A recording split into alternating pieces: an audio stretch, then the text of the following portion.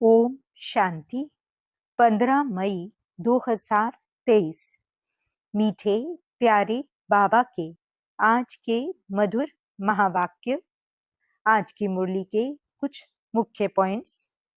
आज बाबा हमें समझाते कि हम बच्चों को कर्म करते हुए एक बाप की याद में रह सतो प्रधान बनने का पुरुषार्थ करना है। अपनी हर चलन से बाप, टीचर और गुरु का शो करना है। स्मृति में रखना है कि अब हम घर जा रहे हैं और सदा प्रफुल्लित रहना है। हमारे चेहरे पर खुशी की झलक ऐसी हो जो हमारा चेयरफुल चेहरा बाप की प्रत्यक्षता के लिए बोर्ड का काम करे। तो चलिए सुनते हैं आज की बाबा की मीठी प्यारी मुरली। ओम शांति। बाबा कहते, मीठे बच्चे, चलते फिरते विचार सागर मंथन करो। ये ज्ञान मंथन ही बुद्धि का भोजन है। विचार कर सर्विस की नई नई युक्तियां निकालो। प्रश्न, ज्ञान अमृत धारण करने व कराने की शक्ति किन बच्चों में आती है? उत्तर, जो बाप का बनते ही पवित्रता की पक्की प्रतिज्ञा करते हैं। बाबा कहते, बच्चे याद रखना, अगर इतना सुनते भी पवित्र नहीं बनेंगे तो बुद्धि का ताला बंद हो जाएगा। एक कान से सुनेंगे, दूसरे से निकल जाएगा। बाप का बने हो तो गंदगी को निकाल दो। उल्टा कर्म किया तो गला घुट जाएगा। ज्ञान सुना नहीं सकेंगे, इसलिए सावधान। गीत, तूने रात गंवाई सोई के। ओम शांति। अब बाप बैठ बच्चों से पूछते हैं कि बच्चे बेहद के बाप को अच्छी रीति से जाना है? पूछना पड़ता है, नहीं तो पूछने का कायदा नहीं है। सब जानते हैं वह हमारा माता पिता है। माता पिता मिले तो हो गए आस्तिक। माता पिता जिससे सुख घनेरे मिलते हैं। सतयुग में तो है ही प्रालब्ध, वहां आस्तिक व नास्तिक का तो सवाल ही नहीं उठता। आस्तिक नास्तिक, जानना न जानना संगम पर होता है। बच्चे अब जानते हैं, जो कल नास्तिक थे, बाप और बाप की रचना को नहीं जानते थे, वही अब आस्तिक बने हैं। बाप को और अपने 84 जन्मों को जान गए हैं। कल नहीं जानते थे, आज जानते हैं। कल और आज कहा जाता है ना, आज पुरानी दुनिया है, कल नई दुनिया होगी। आज रात है, कल दिन होगा। वास्तव में भारतवासियों को तो अपने बाप को जानना चाहिए।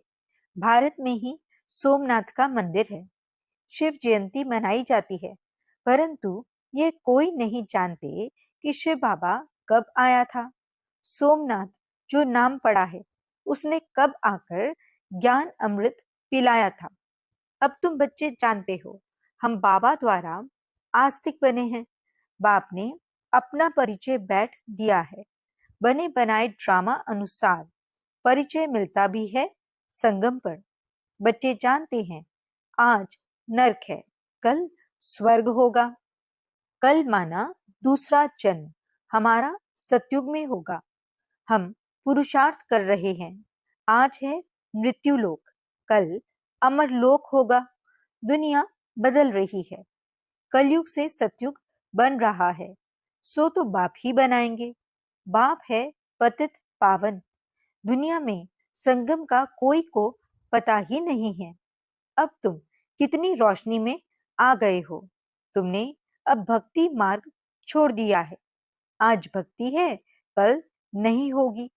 ऐसे नहीं, आज भक्ति है, कल फिर ज्ञान होगा। नहीं, भक्ति तो आधा कल्प चलती है। ज्ञान एक ही बार मिलता है और सद्गति हो जाती है। बाप एक ही बार आकर सबकी सद्गति करते हैं, इसलिए गाया हुआ है, पतित पावन सद्गति दाता। उनका जन्म भी भारत में होता है, परंतु भारतवासी जानते नहीं हैं कि यह निराकार शिव बाबा का मंदिर है। कहाँ ज्योति का मंदिर है। ब्रह्म समाजी ज्योति जगाते हैं, समझते हैं परम पिता परमात्मा ज्योति स्वरूप है। अनेक प्रकार की मतें हैं, जिसने जो बात समझाई उनको मान फॉलो कर लेते। अभी तुम रचयिता और रचना को जान गए हो। रचता और रचना के आदि मध्य अंत का राज समझकर फिर दूसरों को भी समझाना है। परम पिता परमात्मा सत्य है, चैतन्य है, ज्ञान का सागर है। हर एक एक्टर की महिमा अलग अलग होती है। परमात्मा सर्वव्यापी कहने से अलग अलग महिमा हो न सके। हर एक आत्मा में अलग अलग पाठ भरा हुआ है। सर्वव्यापी है तो परम पिता परमात्मा का पाठ सभी के अंदर बजे। कितना अंधियारा है, तब बाप ही आकर समझाते हैं। बच्चे जानते हैं बरोबर ऊंचे ते ऊंचा पाठ है परमात्मा का। उस एक को ही सब भक्त याद करते हैं। भक्त सब पतित हैं। पतित किसको कहा जाता है ये मनुष्य नहीं जानते हैं। सन्यासी समझते हैं कि इन विकारों से हम नरकवासी बने हैं, इसलिए घर बार छोड़ने से हम जाकर ब्रह्म में लीन होंगे। बाप समझाते हैं यह है कलयुग। सब विषय सागर में गोते खाते हैं, इसलिए इनको वैश्यालय कहा जाता है। मैं आकर शिवालय बनाता हूँ। सतयुग में एक धर्म था, वही देवी देवता 84 जन्म भोग अब अपने को देवी देवता नहीं कहलाते। जो पूज्य देवी देवताएं थे सो गिरते गिरते क्षत्रिय वैश्य शूद्र वर्ण में आते पतित पुजारी बने हैं। सबसे जास्ती भारत पावन था सो अब पतित बना है। सन्यासियों को भी संपूर्ण पावन नहीं कह सकते, क्योंकि पतित दुनिया में बैठे हैं। घर बार छोड़ कोई सतयुग में नहीं जा सकता। तुमको तो इस दुनिया को भूल सतयुग में जाना है। स्वर्ग में जाने लिए हूबहू कल्प पहले मुआफिक पुरुषार्थ कर रहे हैं। भारत ही पूज्य से पुजारी बना है, फिर पूज्य बनेगा। यह नॉलेज समझेंगे वह जो सिकीरदे होंगे। जो देवी देवता धर्म के नहीं होंगे तो बुद्धि में बैठेगा नहीं।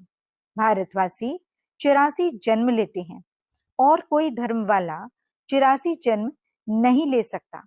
तुम्हारे में भी नंबरवार है, सब इकट्ठे नहीं आएंगे। बच्चों को चक्र का राज भी बतलाया। सिजरा कैसे बनता है। सिजरा आत्माओं का भी होता है, उनको फिर रूहानी कहेंगे। बच्चे जानते हैं हम ब्रह्मांड में रहते हैं। पहला नंबर है शिव बाबा, फिर ब्रह्मा विष्णु शंकर, फिर है लक्ष्मी नारायण उनका घराना। नंबरवार तो है ना। इस समय तुम्हारी बुद्धि में सारा झाड़ है, वहां ये ज्ञान नहीं है कौन कौन आएंगे क्या क्या होगा, परंतु वहां अज्ञान भी नहीं कहेंगे। वह है प्रालब्ध जो इस ज्ञान से पाते हो। अभी है चढ़ती कला, पीछे है गिरती कला। 1250 वर्ष में दो कला कम हो जाती है, थोड़े थोड़े होकर गिरते हैं। तुम अब सब हिसाब निकाल सकते हो। पहले है थुर, फिर फाउंडेशन निकलता है। अब तुम बीज और झाड़ को अच्छी तरह जान चुके हो। अब तुम बाप द्वारा नास्तिक से आस्तिक बन गए हो। बाबा ने समझाया है फादर शोज सन, टीचर शोज स्टूडेंट। पहले गुरु शोज फॉलोअर्स, फॉलोअर्स शोज गुरु। यहाँ तो तीनों ही एक बाप है। वह है रचयिता, जरूर नई दुनिया रचेंगे। स्वर्ग में लक्ष्मी नारायण राज्य करते थे। उन्होंने ये वर्षा कहाँ से लिया। किसने ऐसा कर्म सिखलाया जो इतना ऊंच पद पाया। अब बाप कहते हैं तुमको ऐसे कर्म सिखलाता हूं जो तुम सो देवी देवता बनेंगे। स्वर्ग में तुम बहुत माला माल थे, बाप से ही वर्षा लिया था, तो जरूर बाप ने ही आकर भारत को स्वर्ग बनाया है। बाप कहते हैं, बच्चे चलते फिरते ऐसे विचार सागर मंथन करो। ये बुद्धि के लिए फूड यानी खाना है। बाबा की दिल है, ये गोला बहुत बड़ा बड़ा बनाना चाहिए। चक्र पर किसको भी समझाना बहुत अच्छा होगा। अब विचार करना चाहिए, मनुष्यों को कैसे समझाएं। समझाना है, अब है संगम। दुनिया बदल रही है, यहाँ अनेक धर्म हैं, वहाँ एक धर्म है जो बाप ने स्थापन किया है। भारत का प्राचीन योग बहुत मशहूर है, तुम जानते हो। हम फिर से राजयोग भगवान द्वारा सीख रहे हैं। भगवान ही बेहद की हिस्ट्री ज्योग्राफी बताएंगे, मनुष्य मनुष्य को बता ना सके। ये बाबा कहते हैं, मैं कुछ भी नहीं जानता था। बाबा अपनी महिमा नहीं करते हैं कि ऐसा था वैसा था। बाप कहते हैं, ये भक्ति के कर्मकांड अब मत करो। अब भक्ति पूरी होनी है, रात के बाद दिन आएगा। अभी तुम बच्चे हो, संगम पर ही नॉलेज मिलती है। बाप कैसे पहले सूक्ष्म वतन की रचना करते हैं, फिर प्रजापिता ब्रह्मा द्वारा नई सृष्टि रचते हैं। इनका ही मनुष्य सृष्टि सिजरा है। इसको ही आदि देव आदि देवी कहा जाता है। एडम ईव भी कहते हैं। अब माता पिता है तो सृष्टि कैसे रची। एडम को आदि देव ब्रह्मा कहेंगे, परंतु वह क्रिएटर नहीं है, ऐसे नहीं समझते। परमपिता परमात्मा ने एडम द्वारा कराया। जरूर गॉड ही स्वर्ग का रचयिता है, वह है निराकार बाबा। हम आत्माएं भी निराकार हैं। यह शरीर लेकर पुनर्जन्म में आती हैं पाठ बजाने। निराकार बाप को भक्ति में याद करते हैं, वे परम धाम में रहते हैं। वे पतित पावन है, पतित दुनिया में आकर बच्चों को पढ़ाए पावन दुनिया में ले जाते हैं। इसलिए बाप भी है, टीचर भी है। बेहद की हिस्ट्री ज्योग्राफी पढ़ाते हैं। अब तुम मास्टर नॉलेजफुल बन रहे हो। अब बाप कहते हैं, बच्चे याद रखना, पवित्र नहीं रहेंगे तो कितना भी सुनेंगे, एक कान से सुनेंगे दूसरे से निकल जाएगा। पहले पवित्रता की प्रतिज्ञा करो, नहीं तो पापों का बोझ कटेगा नहीं। पावन नहीं बनते हो तो और ही जोर से गिरते हो। बाप कहते हैं, याद रखना, अब पावन न बने तो बहुत सजा खानी पड़ेगी। अज्ञान काल में इतनी सजा नहीं मिलती है, परंतु मेरे पास आकर प्रतिज्ञा कर फिर पवित्र नहीं बने और छिपकर इंद्र सभा में आते रहेंगे तो बहुत दंड खाना पड़ेगा और ही पत्थर बुद्धि बन पड़ेंगे। फिर साधारण प्रजा में चले जाएंगे। मर्तबा भी नंबर वार है ना, ऊंचे ते ऊंचे भी बनते हैं तो नीचे ते नीच भी बनते हैं। यहाँ तो सबको दुख है, अचानक मौत हो जाती है। वास्तव में काल आना चाहिए पूरी आयु में।